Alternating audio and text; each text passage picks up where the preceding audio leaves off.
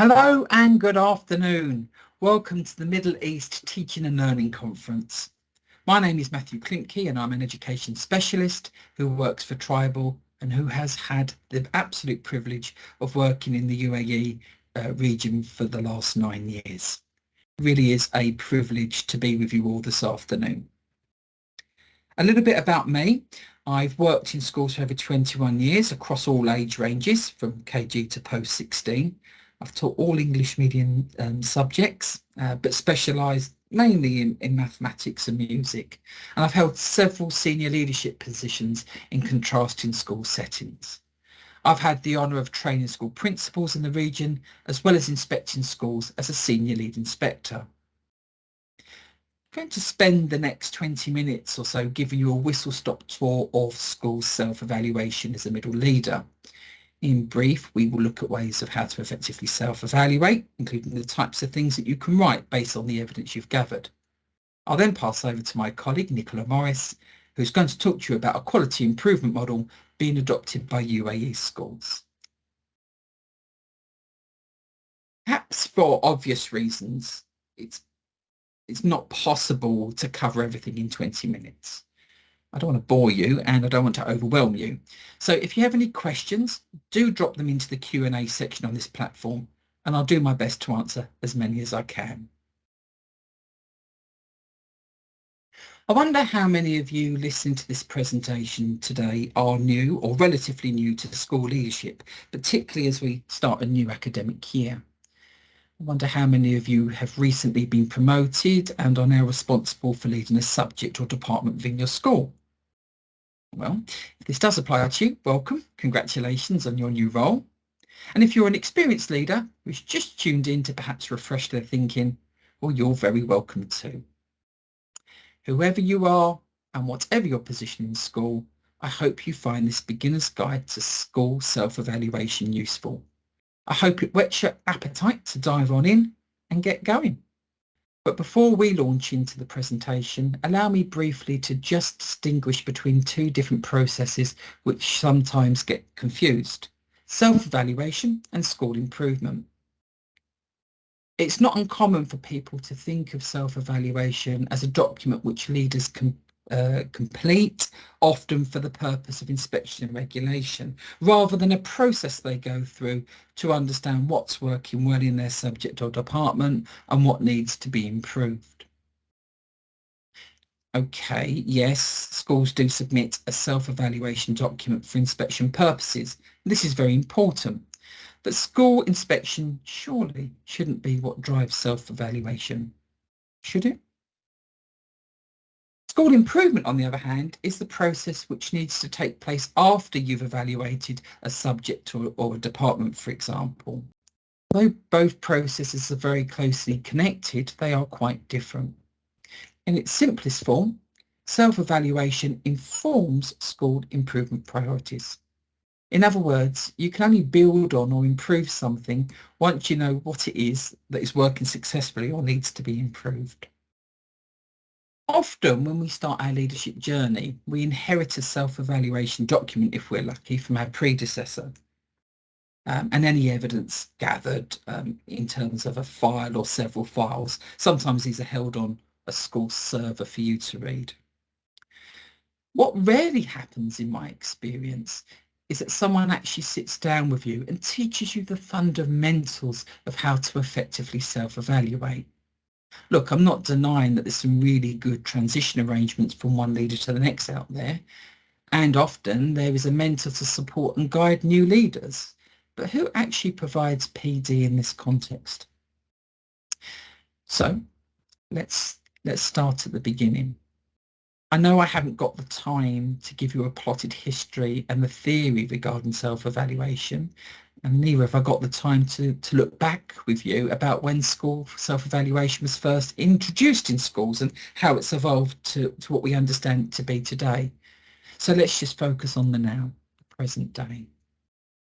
For some time, there's been quite a debate about what drives school self-evaluation and improvement. For most schools, it's often by an inspection or regulatory framework, as previously mentioned. Therefore, it's quite likely that the template that you will be required to complete as a subject leader or head of department will closely mirror the headings of the inspection framework or regulation framework. However, whatever template you complete, remember that this is the end product, the last thing you do. To be able to write this document, first you've got to be able to go through a process of finding out and gathering information. So where do you start? Well, just like when we teach students, start with what you already know and build on from there. By this, what I mean is make sure you read what your predecessor has written if there was a predecessor in your department or subject. Read your last inspection report if you can, and highlight any reference to your subject or department, noting areas for improvement which inspectors will look at when they come in to see you next time. Read any reports written by advisors, including the principal, the trust, if that applies, and look at trends in data over time as well as current data to see how well students achieve. This will give you a really sound starting point from which you can build your own self-evaluation. Try not to reinvent the wheel unless you have to. Too many people start from scratch when it's just not necessary. Also, I'd say at this stage, try not to get bogged down into the minutiae when reading reports. Instead, take away the main points from every document you read. Think of it as like a newspaper headline. What is it that really stood out? For example, that 100% of students exceeded curriculum expectations by the end of grade 10, for example. You get the picture. It's once you can summarise what your predecessor and colleagues already know that you're ready to move on to the next stage in the process. But don't be tempted to skip the first stage. Especially if you've worked at the school for some time, it's too easy to think you know all the strengths and areas for improvement.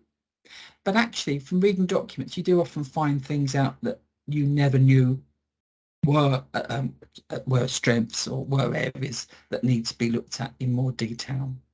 So you do need to dig a little deeper, and that will help you to shape what you do next.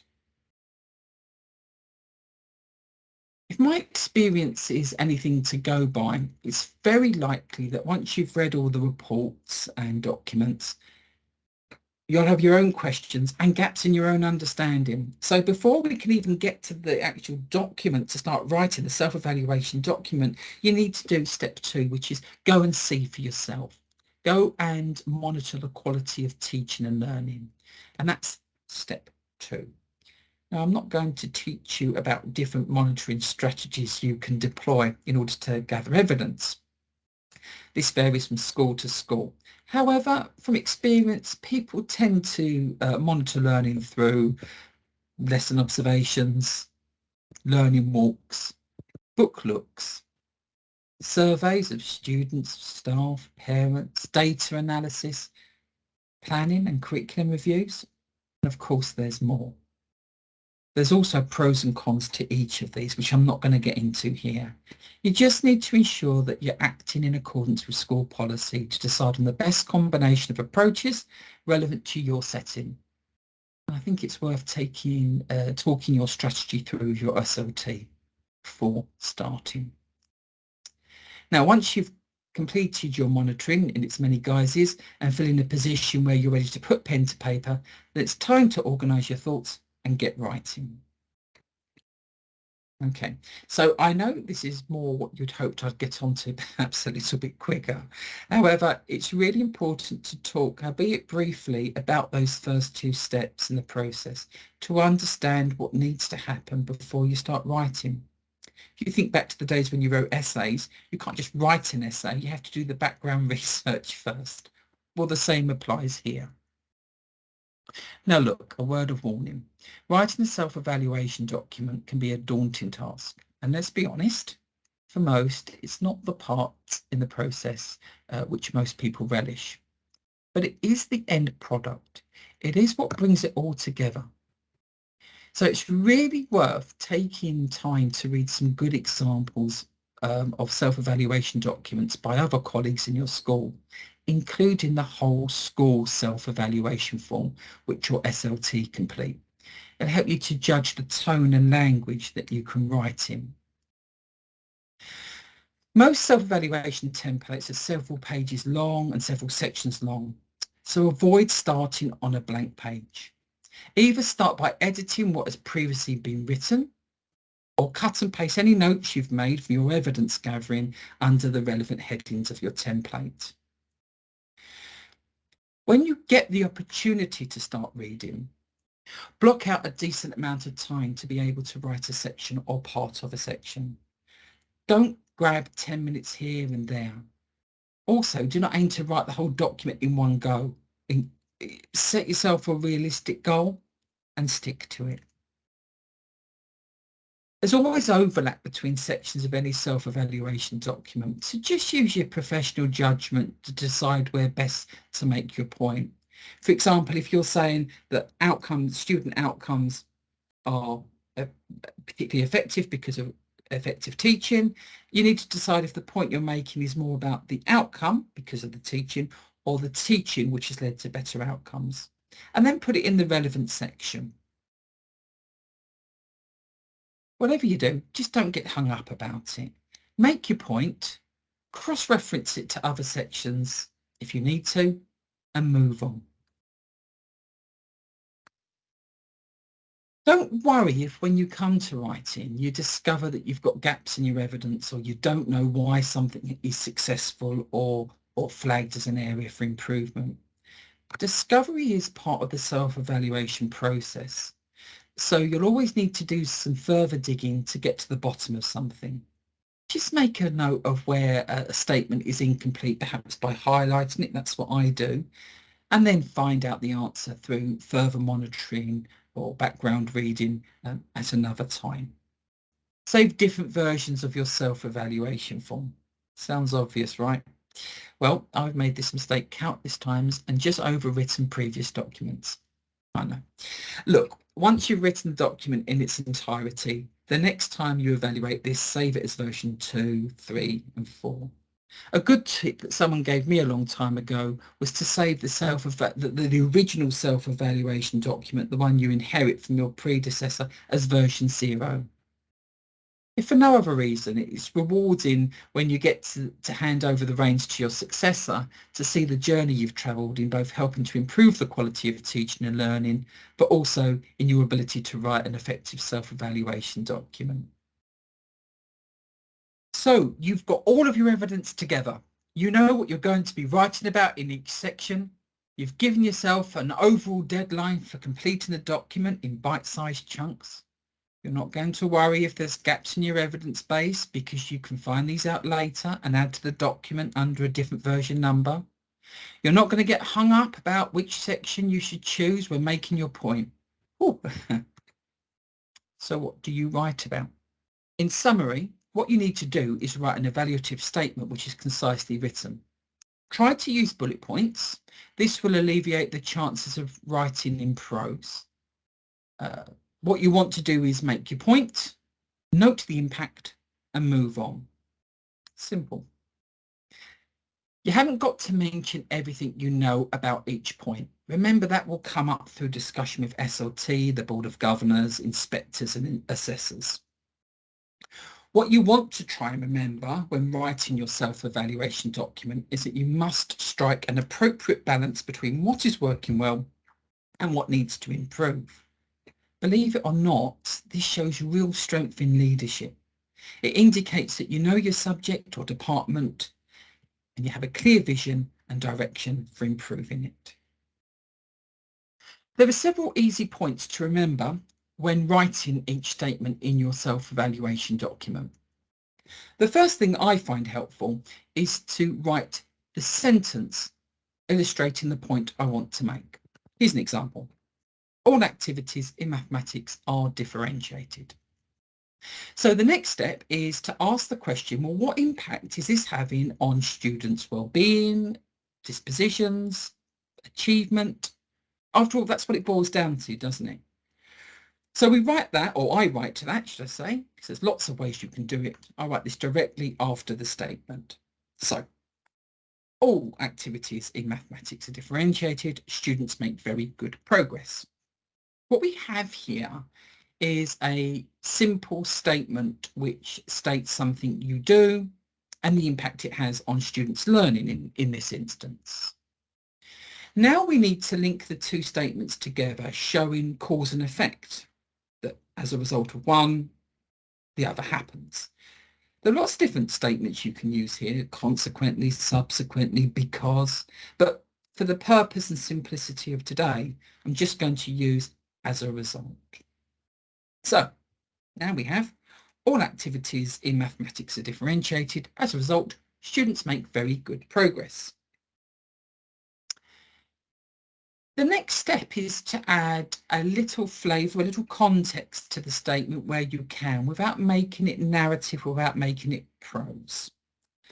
So I've made something up here. Having fully embedded the new mathematics curriculum scheme across the school, lesson observations show that all activities are now fully differentiated and well matched to the needs and interests of students. As a result, they make very good progress. Now, this is starting to sound less formulaic and more evaluative. At this point, you just may be ready to move on to the next point altogether. But if you want to add a little bit more detail, like in this example, you can. Don't think that just by adding more and more detail is making it more evaluative and more robust. What you're trying to do is put compelling examples in that support the statement that you're making.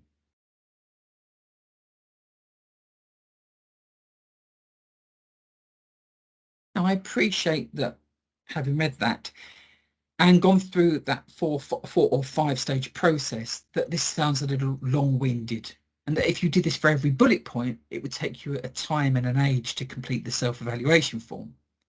However, I find that once you get into the swing of things, that this all becomes second nature, and you're not breaking it down into the points that I've shown you, that you make that cause and effect between statements, and you add the detail because you know it to be true from your evidence gathering. But you can see how we've built that up from a simple statement to something that really is quite robust. So what happens if you don't know the point you want to make, that you really haven't got a clue where to start? You've got no previous documents and you literally are starting from scratch. Well, my suggestion here, if you're stuck or you have nothing, and that won't be the truth because you will always have something, just look at the heading that you're meant to be writing under, or subheading, come to that. So if it's about lesson planning and the use of resources, just start writing what you know about the quality of lesson planning from your monitoring. Is it linked to clearly defined objectives underpinned by the curriculum? How are groups of learners considered? What consideration is given to resources in lessons, and so on? Remember, the hardest part is starting. Once you get going, you'll find you'll have plenty to say. So don't get hung up about the order of your comments. Just write. You can reorder things, put them in different sections later on when you come to save different versions of your draft. Okay, now, are you still with me? I'd forgive you if you're not, but let's have another go at a different example using that scaffold again, but this time I've condensed it just to 4 steps. Okay, now the first step I want to make here is the following. I'll let you read that. That's the point. So step 2, what impacts is having on students? So then I add this one in. And then I add my cause and effect. And of course, I don't have to write as a result. It can be all sorts of different words, but I'm just trying to link the two together. So this is what we've noticed. This is the impact it's having on students' learning.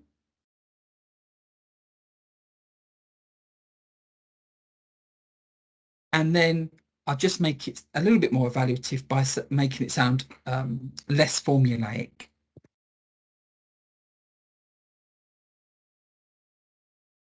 Often it's just those subtle tweaks to words, changing the order of sentences, making it sound natural but evaluative.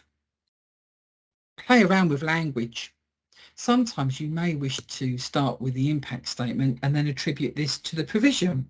There's no real right or wrong way. You're just trying to write an evaluative statement linking cause and effect that's based on robust evidence. So talking about evidence, how do you now prove that your statements are accurate and credible? It's all well and good writing an evaluative statement, but it needs to be based on robust evidence and not opinion. Well, there are three strategies I would suggest here. You can, as in this example, record in brackets at the end of the statement or section the evidence where the evidence can be found. So you can see I've just put it there in brackets. Alternatively, you can skillfully integrate your main source of evidence into your evaluative statements, as I've put in this example. Some self-evaluation templates have a section where you can record sources of information, as in this example, so you can use that if available.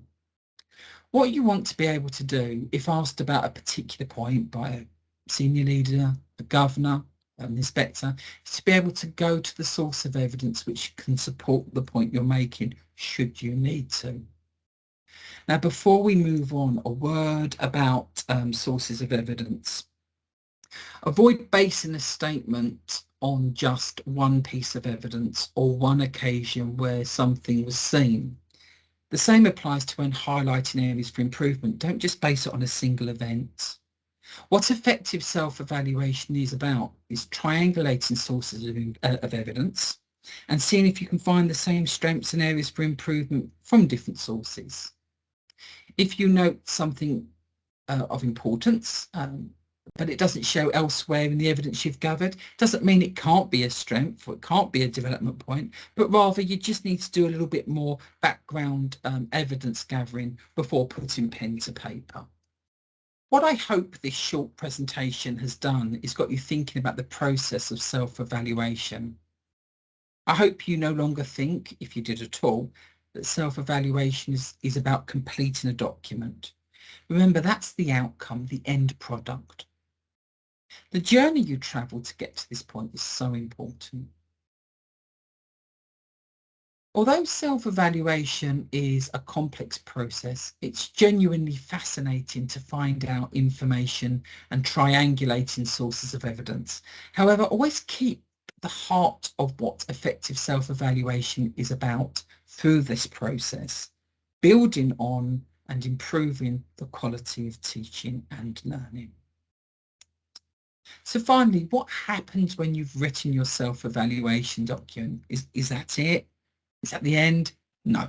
Self-evaluation is a continuous cycle, which you would just keep coming back to through regular and timely reviews. Each version feeds into the school improvement process. What follows is your school's improvement plan or action plan, depending on your context. Your self-evaluation document is the catalyst, if you like, to highlight the areas that need further improvement. This will help to inform targeted professional development and support for colleagues to further improve provision and outcomes for students. However, that's a whole different process and perhaps a conversation best left for another day. I'll now pass over to my colleague, Nicola. Hello everybody, really good to be with you as part of this session today and to move forward from Matthew's introduction into quality self-evaluation. My name's Nicola Morris, I'm the Quality Mark National Director, have oversight of Quality Mark across 2,000 plus schools in the UK and internationally, and guide the provision and the practice across the model. I've got significant experience globally in education through school improvement, through evaluation, quality assurance, both in the UK, policy and practice, but also globally working for significant international school groups and governments. My lead-in after Matthew's session is around the quality mark approach. There are key aspects of the practice that Matthew spoke about today, linked to the quality mark. Um, it's used to enhance school improvement and to give a really key focus on the priorities within English and maths moving forward. And when we look at this whole school approach with whole school benefits, what are we considering?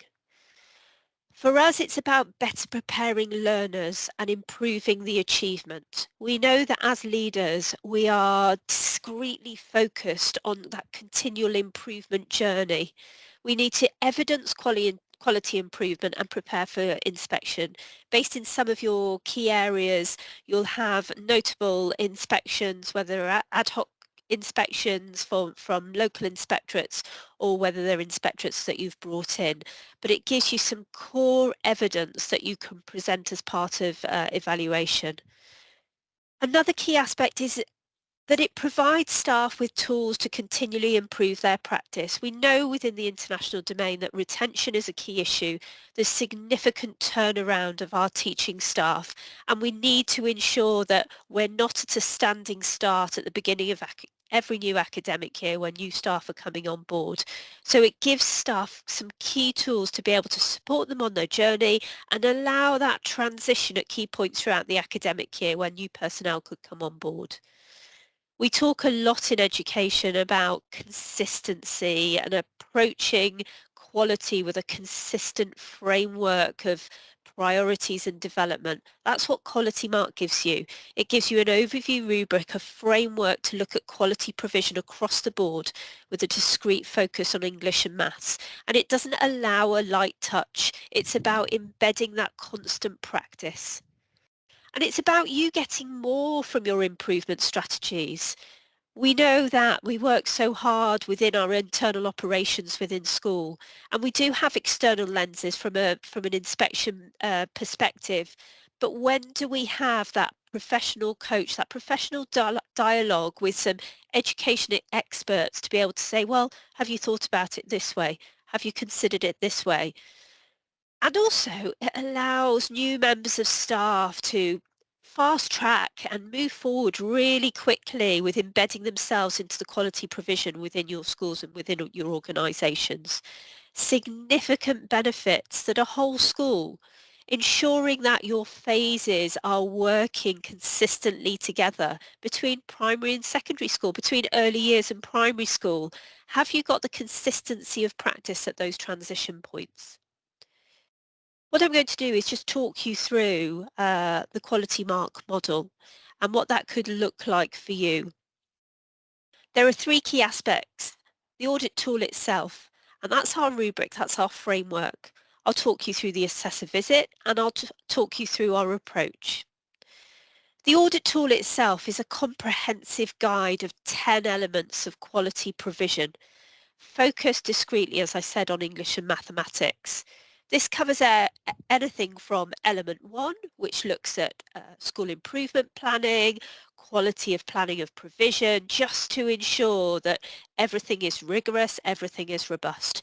We could look at element 9, parental partnership. We're very aware that the relationship that you have with parents, with key members of the family within your organisations is really important to allow those students to move forward in their education. The audit tool is really guiding.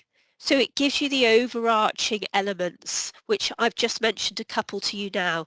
But what it does, especially for those middle leaders, it gives them a scaffolding to understand what those higher level strategic aspects mean. It's growth focused. It's not about one point in time. This is a framework that allows you to constantly reevaluate your practice and grow and develop and be aspirational in your improvement for the students.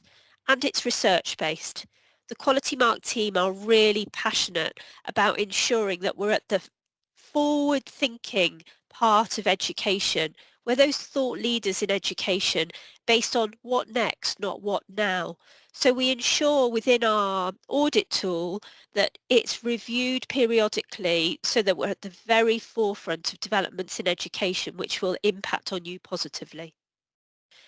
The audit tool is your framework to assess yourselves against, with guidance and support through the assessor. And when we look at the assessor and we look at the assessor visit, the assessors that are designated to you are specialists within their area.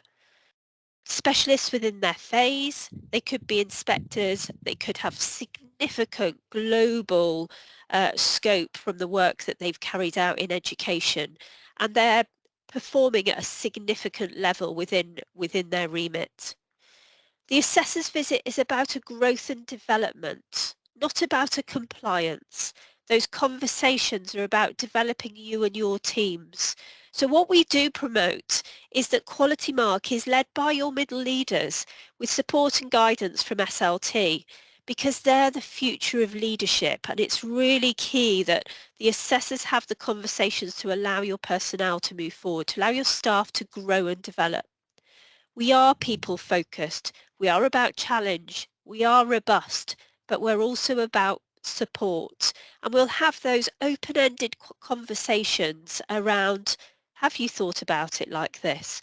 Or what do you think? Or how could?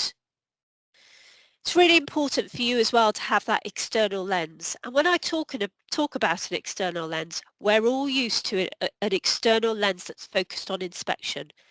This is not an external lens that's focused on inspection. This is an external lens that's focused on growth, development, support and challenge. I mentioned that supportive process. All of our assessors understand the international landscape and they understand the phase that they're assessing with. They do give you that challenge and support, but they also leave you with some takeaways, leave you with some food for thought about things that you could consider moving forward and you could consider adapting into your practice. To sum up for us then, Tribal is about, Quality Mark is about, we are about growth and development of people. Our Quality Mark audit tool aims to share very best practice globally based on some of our significant work that we've carried out with schools, with organisations, with governments across the globe. We've got a significant portfolio of work within the Middle East, so we feel that we're education insiders. And we hope through your adoption of the Quality Mark framework, it gives you a key focus on continuing to deep dive and drive forward the very best provision in English and Maths for your students. Thank you for your time today. Please do pop any questions within the chat and we'll try and support you and answer those as best we can.